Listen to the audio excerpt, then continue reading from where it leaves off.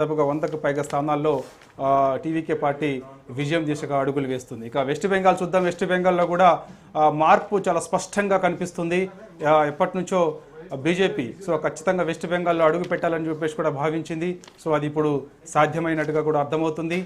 స్పష్టమైన మెజారిటీ దిశగా బెంగాల్లో బీజేపీ వెళ్తూ ఉంది. ఇప్పటికే మ్యాజిక్ ఫిగర్ దాటి వెళ్ళింది. దాదాపుగా 150కి పైగా స్థానాల్లో బీజేపీ లీడ్ కనబరుస్తూ ఉంది. ఇప్పటికే భవానీపూర్లో మమతా బెనర్జీ సంవత్సరాలుగా ఇటు తృణమూల్ కాంగ్రెస్ పార్టీ అధినేత మమతా బెనర్జీ సీఎం గా ఉన్నారు అక్కడ. బట్ అలాంటిది ఇప్పుడు బెంగాల్ ప్రజలు మార్పు ఎందుకు కోరుకుంటున్నారు అనుకోవచ్చు? అంటే బీజేపీకే పట్టం కట్టడానికి ఎలాంటి ఛాన్సెస్ ఉన్నాయి? చాలా స్పష్టంగా కనిపిస్తుంది. బెంగాల్ ప్రజలు మార్పు కోరుకున్నారు. ఎందుకంటే చాలామంది బంగ్లాదేశ్ నుంచి వలస వస్తున్నారు. వారిని అడ్డుకునే ప్రయత్నం తృణమూల్ కాంగ్రెస్ చేయడం లేదని, అదేవిధంగా లవ్ జిహాద్ లాంటి అంశాలు ఇవన్నీ కూడా ఆ మధ్యకాలంలో చూసాం. ఒక డాక్టర్ పైన జరిగినటువంటి అది రేపుకు సంబంధించిన అంశం కానీ ఇవన్నీ కూడా ఒక్కసారిగా వెస్ట్ బెంగాల్ని కుదిపేశాయి.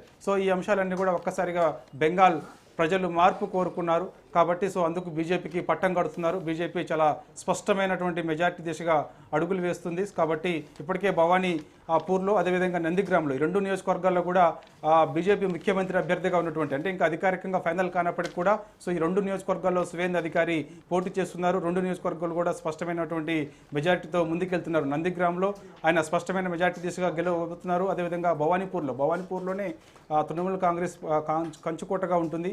భవానీపూర్ నుంచే మమతా బెనర్జీ పోటీ చేస్తుంది.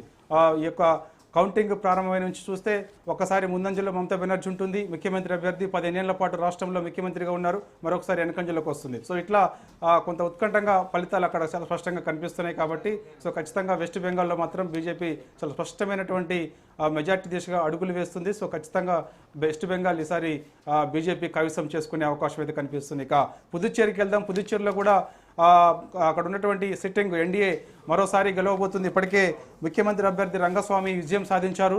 ఎన్డీఏ కూటమి చాలా స్పష్టమైన మెజార్టీతో ముందుకెళ్తుంది.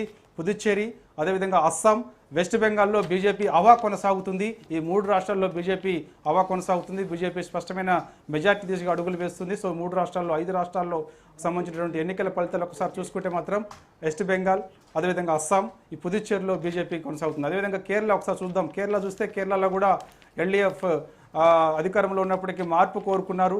యూడీఎఫ్కి